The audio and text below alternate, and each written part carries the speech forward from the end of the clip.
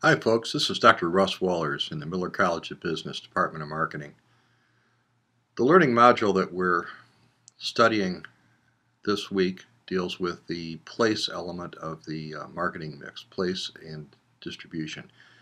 So I thought we'd take a look at some key issues within this learning module. In our text, our focus this week is on Chapter 11 and 12. Chapter 11 deals with some of the basic concepts in the development of channel systems, and Chapter 12 focuses mainly on logistics issues.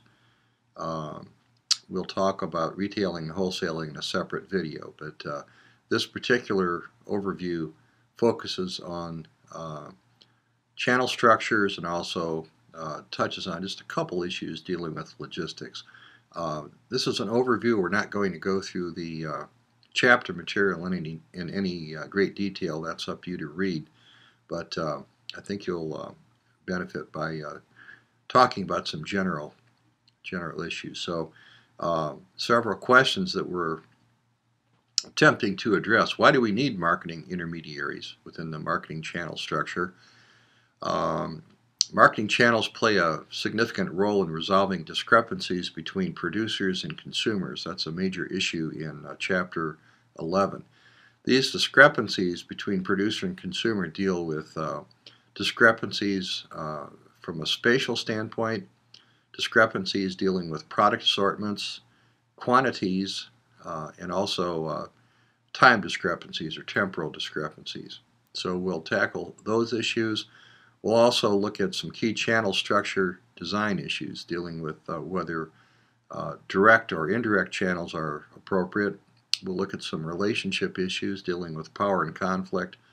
And in the text, there's also some legal issues that you should focus on because there are some significant legal ramifications to various types of marketing channel structural designs and also practices. So I thought we'd start out with an example here. This next few slides deals with the evolution of marketing channels. I guess the question is, why do we need marketing channels in the first place? Let's start with an economy consisting of 5 households. We're going to roll back the clock to the point where each of these households produces everything that they need for their own household consumption. So you can see on this graphic we have the Cartwright family. Up here we have the Millers. Over in the right we have the Lees, the Decker household, and the Blacks. So we have 5 households, and each of these households is totally self-sufficient. They produce everything that the family needs for their subsistence, so there's really no trade or distribution need at this point, since each of these households produces everything they need for their own consumption. Now, at some point, someone came up with the brilliant idea that labor specialization was a good thing. And the idea there is that rather than each household producing everything they needed, they could specialize their labor effort and get really good at producing a single product. So over here, the Cartwright family, they decided to be the beef producing specialist. Up here, the Millers, their specialty was concentrating on raising grain and milling that into flour. The Lee family specialized in producing baked goods. The Blacks were the family that operated the livery stable and also made horseshoes. And over on the right, the Decker family, they made various tools, including hoes and knives. Now, since each of these households specialized in producing a single product, while they were doing that, they didn't have time to produce the other necessities of life, so there was a need for trade. So, for instance, the Cartwrights once a week would have to hitch up their wagon and run over to the Deckers to buy some tools. They'd then go over to the blacks to have their horses shod. They would go over to the millers and pick up grain for their cattle, and of course they needed some donuts and bread, so they'd go over to the Lees.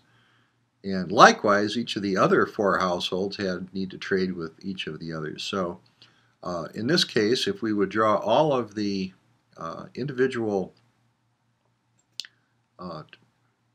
transactions between households, we would have a structure that looks something like this. In this particular economy, we have five elements within the economy, 5 producing units. So the number of unique transactional pairs between those 5 economic units would be n times n minus 1 over 2, or 10. So you can see this was not a very efficient system. The Cartwrights and the Millers and the Lees and the Deckers and the Blacks spent half their time driving back and forth to their trading partners. So that was rather necessary, but somewhat inefficient. While this system got the job done as far as providing goods and services for each of the trading partners in the economy, it was rather inefficient. And over time, what happened was an individual by the name of Moe moved into town and set up a market in the center of the area. And that market provided an intermediary trading forum for the 5 economic units, such that the Cartwrights could take their beef into Moe's market, and while they were there, they could not only sell their beef, but pick up some of the necessities of life that they needed from the Millers and the Lees, who would also bring their products into Moe's market. So you can see, instead of having 10 transactions, now we only have 5 transactions. So this introduction of a marketing intermediary, let's assume that Moe was a retailer, greatly simplified the number of exchange transactions that was needed, and as such made the system more efficient. Moe obviously required a markup on the goods and services that he's selling in his market. So as long as the additional cost to the consumer in the form of that markup didn't erase the efficiencies created by reducing the number of exchange transactions, we can see very clearly that the introduction of a intermediary made the system quite a bit more efficient. So the point is that marketing intermediaries, whether it's Moe's Market or the Kroger store or Macy's, marketing intermediaries do add value to the economic system by serving as marketing intermediaries. We'll talk about some of the benefits in a couple of seconds. In this particular slide, I've drawn a comparison of 3 different types of potential marketing channel structures. On the left, we have a direct channel where the producer or the marketer is selling directly to the customer with no intermediaries. That's called a direct distribution channel. In the middle, we have the producer selling through an independent retailer, and the independent retailer then resells the products and services involved in this distribution structure to the customer. And then at the right, we have a more indirect channel where the producer sells products to a wholesaler, and then the wholesaler resells the products to a retailer, and then the independent retailer resells the products to the customer. So on the left, we have a direct channel. On the right, we have an indirect channel, and in the middle, we have something in between. And there's a reason for these different structures. In the channel on the left, which is a direct channel, the producer is responsible for performing all of the activities required to get the product from the producer to the customer. So this producer is responsible for all of the distribution activities that are required to distribute the product. On the right, with the indirect channel, those marketing activities, those distribution activities, are shared between the producer, an independent wholesaler, and an independent retailer.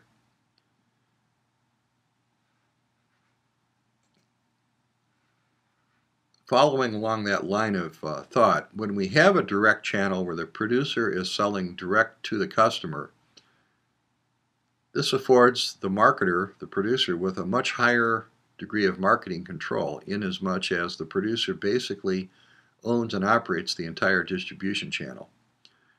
On the right, with the indirect channel, where the marketing activities are shared between the producer, the wholesaler, and the retailer, all independent firms, the producer has a much lower degree of marketing control. So one of the questions that arises is how much marketing control is really necessary over the distribution of the product. If you're selling food products like canned vegetables, I don't really think we'd have much of an argument that there's not really that much marketing control needed over that type of product as far as customer service or installation or whatever. On the other hand, if we're selling a highly technical product that requires a great deal of service, maybe some technically sophisticated installation, that's a case where the marketer might want to maintain the highest degree of marketing control possible. So with the direct channel, we have high control. An indirect channel, we have lower marketing control. So that's one important issue. But the other important issue has to do with the investment required to set up the distribution channels. If we're dealing with a direct channel where the producer sells direct to the customer and assumes responsibility for all of the marketing activities required to distribute the product, that's going to require setting up an infrastructure to do that, and that's going to require the producer to make a much larger investment with the direct channel. With the indirect channel, since the marketing activities are shared between independent intermediaries downstream from the producer's standpoint or the marketer's standpoint, that requires a much smaller investment, because the infrastructure required for those marketing activities is shared between these independent intermediaries. So the general principle is there's a relationship between marketing control and investment that is a direct relationship. The higher the marketing control the marketer wishes to maintain over marketing the product, that tends to require a much larger investment in setting up distribution channels to accomplish that. So the question has to do with how much control is necessary and how much investment capital does the marketer have to set up those distribution channels. Very important concept in marketing channel design. Now here we have a different type of distribution channel structure that extends the same line of thought. In this particular example, we have a producer selling through a dual distribution channel structure. The producer is selling part of its output direct to the consumer. This could be perhaps through an internet e-commerce arrangement, or it could be that the producer, the marketer, has a company-owned and operated retail store that they own that's interfacing directly with the customer. This, again, would require a larger investment because the producer would have to provide the infrastructure to sell direct, but it also affords the producer much higher degrees of control through this side of the dual distribution channel.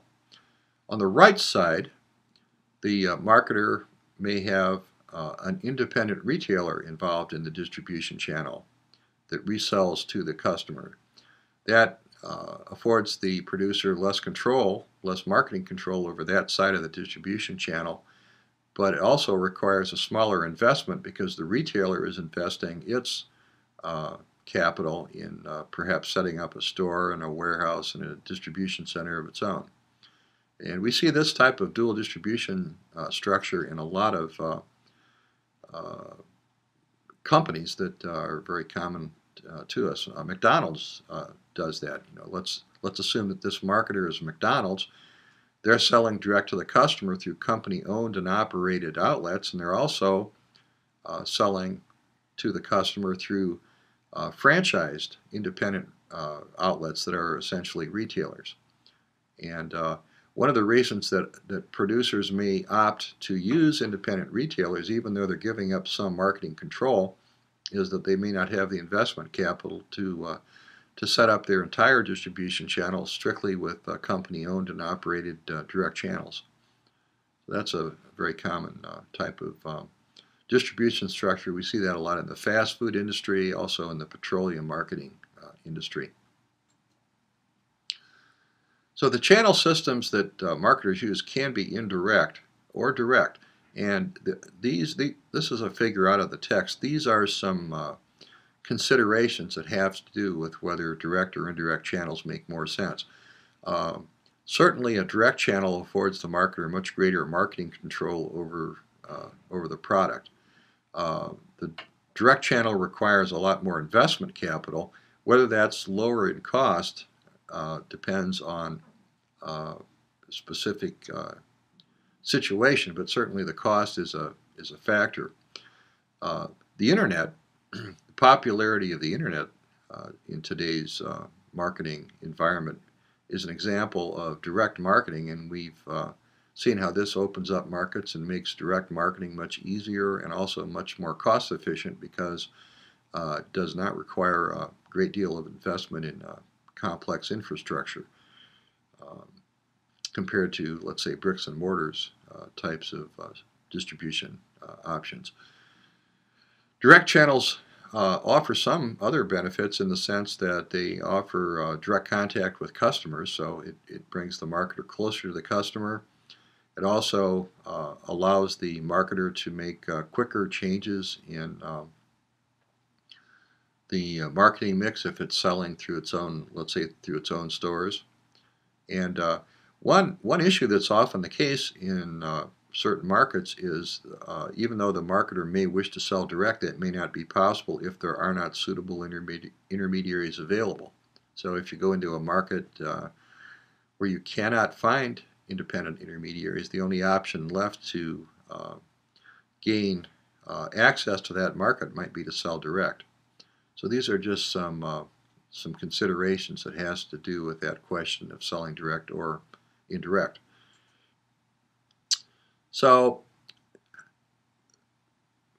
the text talks about the notion of managing the channel, and this involves several issues, choosing the type of relationship between intermediaries. The philosophy that marketers need to adopt is that whether the channel is direct, selling to the consumer in a direct way, or whether the channel involves independent intermediaries to get the product to the consumer, the perspective should be that the customer is the end user.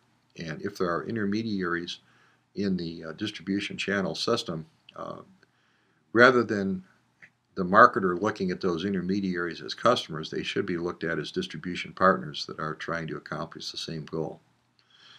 Anytime you have independent intermediaries in a distribution structure, you have conflict built into the channel system. The conflict usually arises over how the profits generated by the channel are to be divided. And a little conflict is not necessarily a bad thing because it keeps parties on their toes.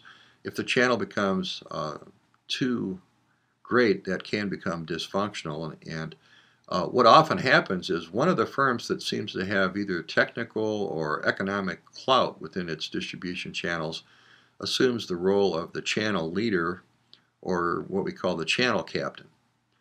And the channel captain, again, is a firm that assumes the role of channel leadership either because of its technological superiority maybe linked to a product, or it could be economic buying power.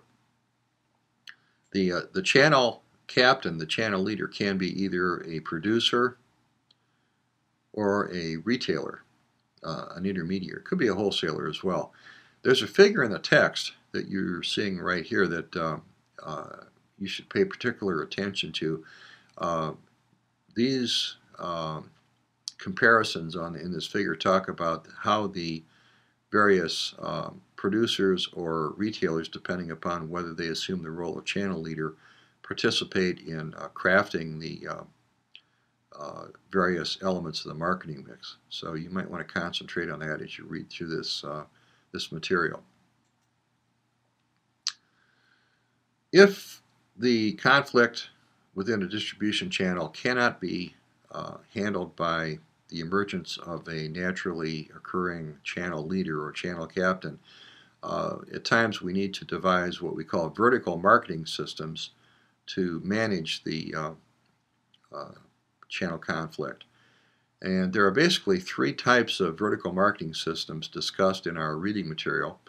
One is a corporate marketing system, and a corporate vertical marketing system, shown here, is a vertical marketing system where the producer or marketer basically owns the entire channel. That obviously encourages great cooperation, because there's really no cooperation issue. The corporation owns the channel, so all of the participants in the channel are corporate employees. And another type of vertical marketing system is called the administered vertical marketing system, and this is where a firm such as General Electric plans programs for its channel partners. And General Electric probably has assumed that role because of its technical leadership and also its economic power within the distribution channel. So in effect, the administered vertical marketing system is a much more formalized evolution of the channel captain principle. And then another type of vertical marketing system is a contractual vertical marketing system. An example of a firm that uses that approach is McDonald's. McDonald's has thousands and thousands of retail outlets, so you can imagine the coordination and conflict problems that are potentially problematic. So what McDonald's does, they don't have the capital. Many of the franchise operations don't have the capital to engage in a corporate marketing system and own all of their stores. So they may own part of the stores, and then part of the retail outlets are independent intermediaries that are part of the distribution network by means of a contractual arrangement or a franchise system. And if the franchise system is contractually well thought out, the amount of cooperation that you find there is quite good, as is the case with McDonald's. So these are three types of vertical marketing systems, and our reading material provides some additional examples of this. Another important concept in the channel area has to do with looking at different market exposure strategies or distribution intensity levels. These three terms, intensive distribution, selective distribution, and exclusive distribution, are three commonly used terms in marketing. Intensive distribution essentially involves providing a distribution network for your product to capture maximum market exposure, getting your product in as many stores as possible. That's quite appropriate for, let's say, food products, convenience goods that the consumer is not motivated to search out. They have to be on the shelf where and when the consumer needs those. So products like many of your staple food items would be intensively distributed. Then we also have some products that are selectively distributed, These are perhaps shopping goods that don't require maximum market exposure because the customer is willing and motivated to search for the product somewhat. A selective distribution strategy would be illustrated by a fashion merchandising label, uh, selecting major department stores to distribute their product. And then at the end of the extreme would be exclusive distribution, where the marketer sets up a more limited number of outlets, perhaps regional outlets that carry the product. Uh, that would be appropriate for some goods for which the consumer is willing to search out. And another issue is if you're talking about a very expensive luxury product, for instance, maybe a luxury automobile line, the inventory requirements of the dealers may be quite significant. So they may require some protection from competition by uh, having an exclusive distribution arrangement. There's a detailed discussion about this issue in the text, comparing these three distribution intensity levels. So this is a major issue.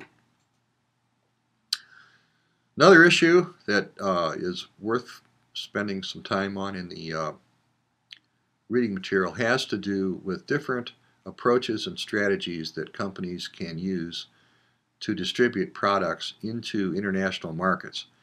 And this figure, again taken out of the book, identifies 5 basic generic international marketing approaches for distributing products.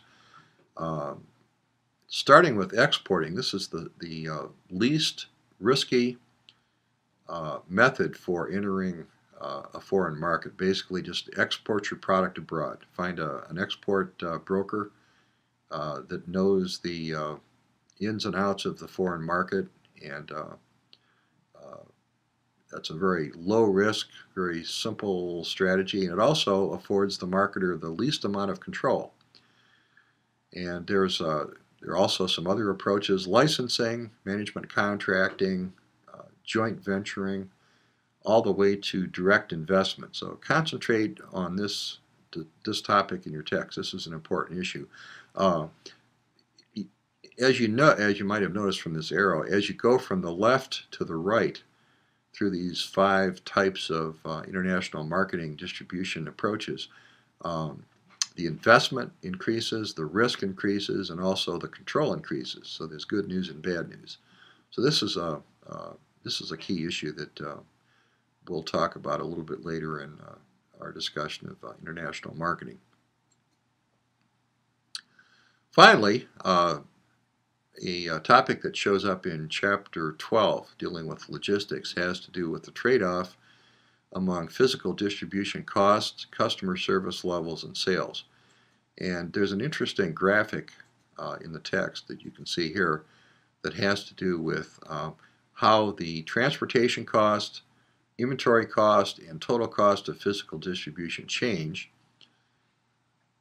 on the vertical axis as we select different levels of customer service that are appropriate for our product. This is a hypothetical example, but we can see that the dynamics of these different costs is quite interesting. And notice that as the level of customer service level increases, beyond some point, our transportation costs required to accommodate those customer service levels increase our cost, our total physical distribution cost. That would have to be carried over into the cost of the product, or the price of the product, and that may actually reduce the sales. So the thought that the greater the customer service level, the better, is not necessarily the case. What we have to do is strike a balance there. So this is an interesting issue in Chapter 12 that merits some study. So that pretty much takes us through the key points that I thought are relevant for the reading material during this week's learning module. So hope you've enjoyed this. We'll see you soon online. Be careful out there, and thank you.